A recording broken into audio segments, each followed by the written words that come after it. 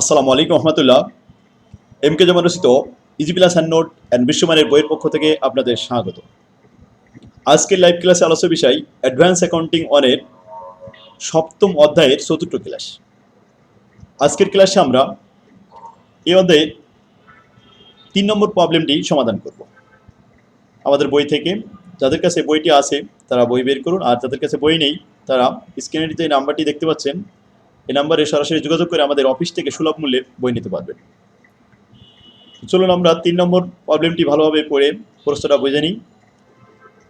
প্রথমে প্রশ্নটি পড়ে অ্যাসেট এবং লাইবিলিটি আলাদা করতে হবে, আর লাইবিলিটিকে 4 ভাগে ভাগ করতে হবে এবং অ্যাসেটকে 2 ভাগে ভাগ করতে হবে। লাইবিলিটি 4 ভাগে ভাগ হবে: fully secured, partly secured, unsecured এবং preferable of payable to government. আর অ্যাসেটকে 2 ভাগে ভাগ করতে হবে: security asset and unsecurity asset. তো আসুন, প্রশ্নের রেওয়ামিল দেওয়া নেই, সরাসরি প্রশ্নে লেখা আছে, তাহলে এর মধ্যে কোনগুলি অ্যাসেট এবং কোনগুলি লাইবিলিটি এটা আগে আমরা পড়ে বিস্তারিত জেনে নিই। প্রশ্নটি পরীক্ষা আসছে, বোর্ড পরীক্ষায়। এখানে বলা হচ্ছে mister Zafar filed his petition of insolvency on 31 December 1997।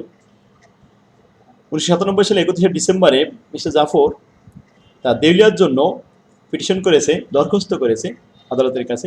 And his statement of affairs as compose of the following figures.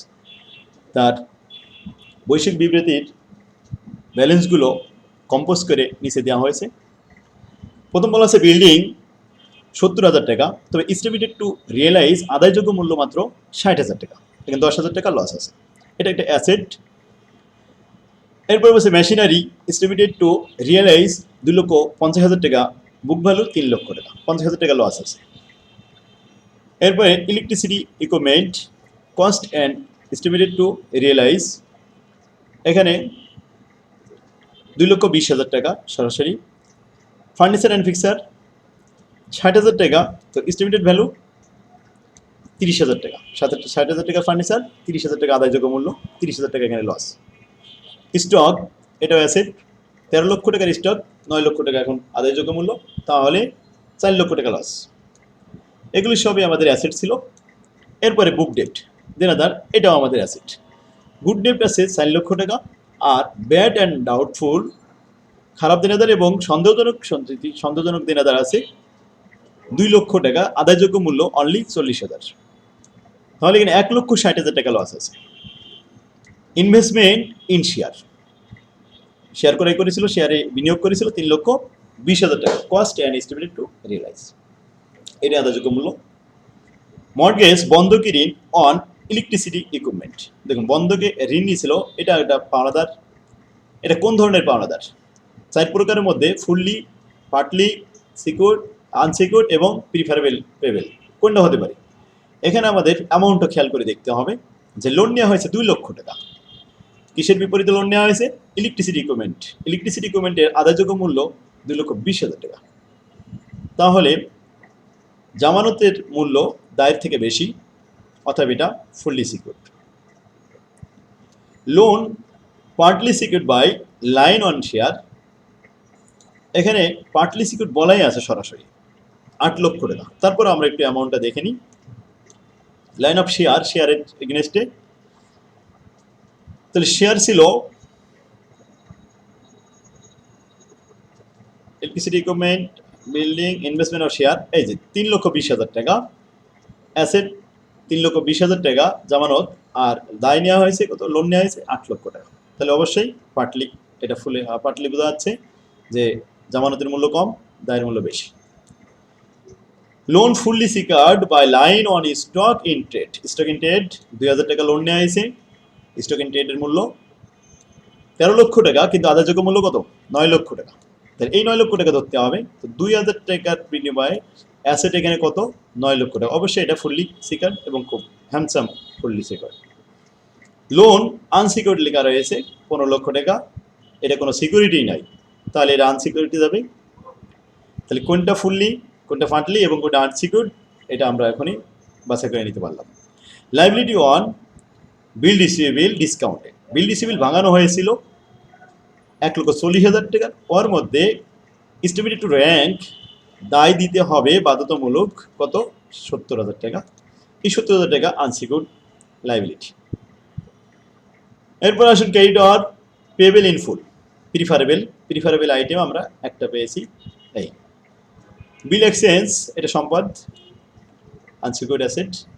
Cash at bank, এটা আনসিকিউরড অ্যাসেট, এটা কোনো সিকিউরিটি নেই।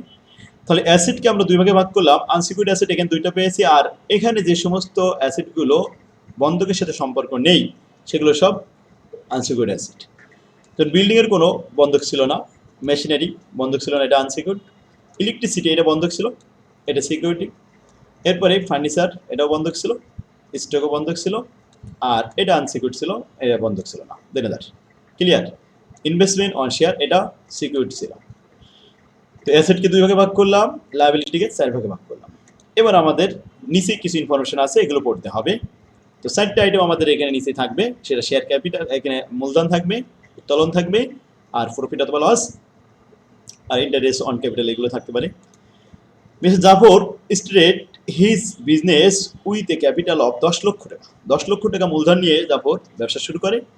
In the period of 5 years ended 31 December 1997 সালে he had a profit of 4,10,000 টাকা after allowing the interest on capital to the extent of 2 লক্ষ টাকা। Total 2 লক্ষ টাকা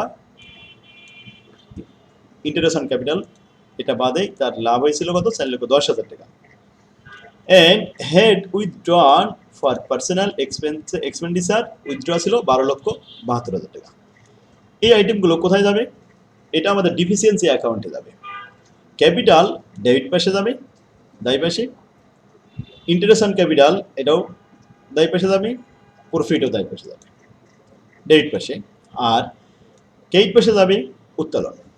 আর এখানে যদি লস থাকতো তাহলে সেটা দায়িত্ব, কিন্তু এখানে নাই, সুতরাং যাবে না। ক্লিয়ার?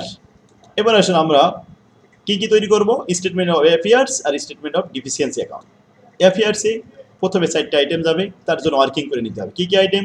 দায় পাশে যাবে fully secured liability, partly secured liability, fully pay of the government, preferable, আর এরপরে আনসিকিউরড লাইবিলিটি, এগুলো সব ডেবিট পাশে যাবে। তো এইগুলো আগে আমরা ওয়ার্কিং করে তৈরি করে নিই। দেখুন, ফুললি আমরা দেখেছি কয়টা আইটেম ছিল? 2টা আইটেম ছিল। একটা নাম ছিল mortgage on electricity equipment, 2 lakh টাকা লোন নেওয়া হয়েছিল, যার এগনেস্টের সম্পদ ছিল 2,20,000 টাকা। তাহলে জামানতের মূল্য বেশি ছিল, অ্যাসেটের মূল্য বেশি দায়ের থেকে, এই জন্য এটা ফুললি সিকিউরড হয়েছিল। লোন বাই স্টক 2 লাখ টাকা, 2,000 টাকা লোন নেওয়া হয়েছিল, অথচ 9 লক্ষ টাকা তার সম্পদ ছিল, স্টকের মূল্য 9 লক্ষ টাকা। তাহলে এখন গ্রোস লাইবিলিটি 2,02,000 টাকা, আর এক্সপেক্টেড টু র্যাঙ্ক আদায়যোগ্য সম্পদ আছে 11,20,000 টাকা। এখান থেকে আমাদের রিসিভার ফি বাদ দিতে হবে 4%। 4% 44,800 বাদ দেওয়ার পরে আমাদের 10,75,200 টাকা সম্পদ, যার দায় পরিশোধ করতে হবে অনলি 2,02,000 টাকা, আর বাকি সম্পদ এখানে আমাদের এক্সট্রা থেকে যাবে, surplus. Preferable payable in full লেখা ছিল প্রস্তে সরাসরি 60,000 টাকা। 3 নম্বরে পার্টলির ভিতরে একটা আইটেম ছিল মাত্র, loan secured by the share. শেয়ারের মূল্য ছিল 3,20,000, অথচ লোন নেওয়া হয়েছিল 8 লক্ষ টাকার। তাহলে গ্রোস অ্যামাউন্ট 8 লক্ষ টাকা, আর এক্সপেক্টেড র্যাঙ্ক 3,20,000। এর উপরে আবার আদায়যোগ্য মূল্যের উপরে সার্ভিস রিসিভার ফি দিতে হবে 4%, 12,800 বাদ দেওয়ার পরে 3,07,200। 8 লক্ষ টাকা দায় পরিশোধ করতে সম্পদ আছে 3,07,200, পরিশোধ করার পরেও আরও দায় থেকে যাবে, সেই দায়গুলো আমাদের ডিফিসিয়েন্সি অ্যাকাউন্টে দেখাতে হবে। আনসিকিউরড যে সমস্ত দায়গুলো ছিল তার মধ্যে লোন সরাসরি লেখা ছিল আনসিকিউরড লোন 15 লক্ষ টাকা, এক্সপেক্টেড টু র্যাঙ্ক এটাই দিতে হবে। আর বিল ডিসকাউন্টেড 70,000 টাকা দিতে হবে, লেখা ছিল বিল ডিসকাউন্টেড 70,000 টাকা। ওকে, তাহলে আমাদের আনসিকিউরড অ্যাসেট এটাও পেয়ে গেলাম, 4টা আইটেম পেয়ে গেছি। ক্লিয়ার? এখন আমরা স্টেটমেন্ট অফ অ্যাফেয়ার তৈরি করি। স্টেটমেন্ট অফ অ্যাফেয়ারের ডেবিট সাইডে প্রথমে গ্রোস অ্যামাউন্ট, পার্টিকুলার্স এবং এক্সপেক্টেড টু র্যাঙ্ক, এরপরে আবার পার্টিকুলার্স, গ্রোস অ্যামাউন্ট এবং এক্সপেক্টেড টু র্যাঙ্ক, এভাবে লিখতে হবে। প্রথম 4টা item fully secured, partly secured, এরপরে preferable, next unsecured. Clear?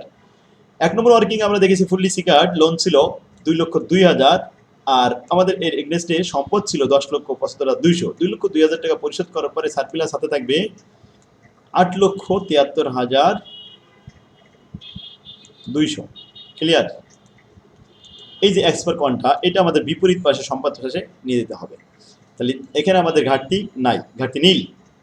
Preferable যেটা 60,000 টাকা, এই 60,000 টাকায় দিয়ে দিতে হবে, ঘাটতি নীল দেখাতে হবে সবসময়, মনে রাখবে।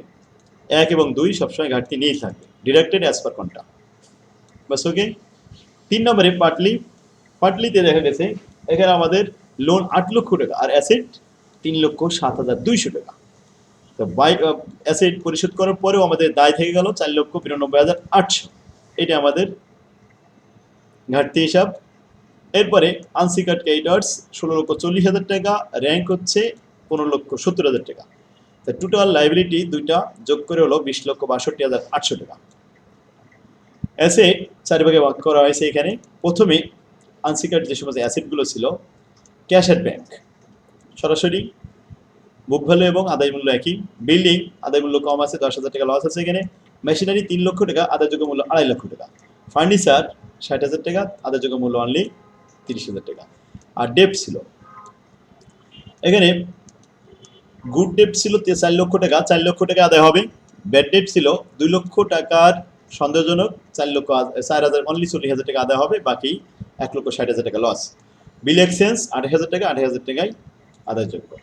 বাস এই আনসিকিউর্ড অ্যাসেটগুলো যোগ করে 8,10,000 টাকা। এই সম্পত্তি আদায় মূল্যের উপরে রিসিভার ফি দিতে হয় 10%। 10% 81,000 টাকা দেওয়ার পরে আর আমাদের ব্যালেন্স থাকে অনলি 7,29,000 টাকা পরিশোধ করতে হবে দায়। 7,29,000 টাকার সাথে সারপ্লাস কোনটা 1 নম্বর রুলস থেকে, এখানে 1 নম্বর পার্ট থেকে চলে আসলো কত, 8,73,200। 7,29,000 আর 8,73,200 যোগ করলে 16,02,200 টাকা আমাদের টোটাল পরিশোধযোগ্য অ্যাসেট সম্পত্তি আছে এখানে। এখন আসুন ডিডাক্ট অ্যাজ পার কোয়ান্টা 2 নম্বরে যেটা আমরা পরিশোধ করেছিলাম, এটা সম্পদ বিক্রি করে এটা পরিশোধ করে দিতে হয়। তাহলে 60,000 টাকা পরিশোধ করে দেওয়া হলো সেখান থেকে। তাহলে সম্পদ আরও কমলো, 15,42,200 টাকার সম্পদ আছে, দায় হচ্ছে 20,62,800। তাহলে ঘাটতি কত, 20,62,800 থেকে 15,42,200 বাদ দিলে ঘাটতি থাকে 5,20,600 টাকা। এটাই মূলত ডিফিসিয়েন্সি অ্যাকাউন্টের ডেবিট পাশে নিয়ে আসতে হবে। এখন ডিফিসিয়েন্সি অ্যাকাউন্টে প্রথমে ডেবিট পাশে কী কী বসে, profit, capital, interest on capital, আর এনি আদার প্রফিট, যে কোনো প্রফিট, আদার প্রফিটগুলো। তাহলে ক্যাপিটাল দেখা গেছে এই অঙ্কে দেওয়া ছিল কত, 10 লক্ষ টাকা। ট্রেডিং প্রফিট ছিল 4,10,000 টাকা, আর ইন্টারেস্ট অন ক্যাপিটাল ছিল 2 লক্ষ টাকা। আর ডিফিসিয়েন্সি এই পাশ থেকে ঘাটতি নিয়ে আসা হলো 5,20,600 টাকা। এরপরে অ্যাসেটের পাশে এই পাশে লস আর ড্রয়িং লিখতে হয়। প্রথমেই ড্রয়িং 12,72,000 টাকা সারা বছর উত্তোলন। আর রিসিভার ফি, খরচ ক্ষতি যেগুলো, রিসিভার ফি আমরা যোগ করেছি 3টে জায়গায় রিসিভার হয়েছিল, ফুললি, পার্টলি এবং আনসিকিউর্ড অ্যাসেট। ফুললিতে আমাদের 4% করে 44,800 আসছে, পার্টলিতে আসছে 12,800 এবং আনসিকিউর্ড আসছে 81,000, সব মিলে 1,38,600 টাকা। আদার যে লসগুলো আছে, রিয়েলাইজেবল লস, বিল্ডিংয়ে লস হয়েছিল 10,000 টাকা, মেশিনের লস হয়েছিল 50,000 টাকা, আর ফার্নিচারের লস হয়েছিল 30,000 টাকা। স্টকে লস হয়েছিল 4,000 টাকা, ব্যাড ডেট ওখানে 1,60,000 টাকা, আর বিল ডিসকাউন্টেড করে লস হয়েছে 70,000 টাকা। এই মোট 7,20,000 টাকা লস। যোগ করে দেখা গেল 21,30,600 টাকা। আর এদিকে আমাদের দায় পাশেও 21,30,600 টাকা মিলে গেছে। অ্যাসেট এবং লাইবিলিটি উভয় সাইড মিলে গেল, অতএব অঙ্কটা সঠিক হয়েছে। তাহলে আপনারা এখনই এই অঙ্কটা কমপ্লিট করে ফেলেন খাতা উঠায়ে। যদি কোনো সমস্যা থাকে তাহলে আবার আমাকে জিজ্ঞেস করবেন।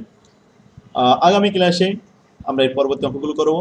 আজকে এই পর্যন্ত, আল্লাহ হাফেজ, ওয়া মা তৌফিক ইল্লা বিল্লাহ। আসসালামু আলাইকুম।